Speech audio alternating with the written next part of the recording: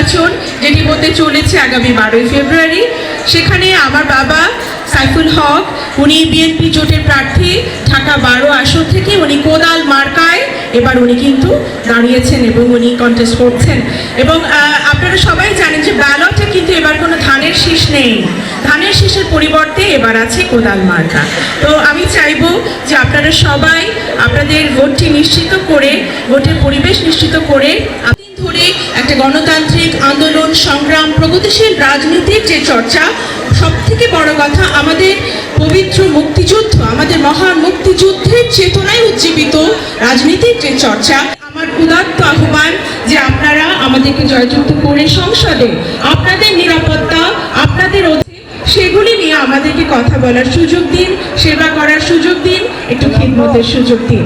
আমার মনে হয় এখানে আজকে আমরা একটি বৃহৎ পরিবার, আমার দাদা, দিদি, সন্তান, তাদের অভিভাবক, পুরোহিত মশাই সবাই রয়েছেন।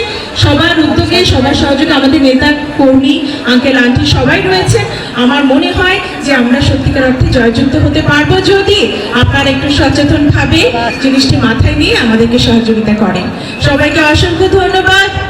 আজকে সরস্বতী পুজোয়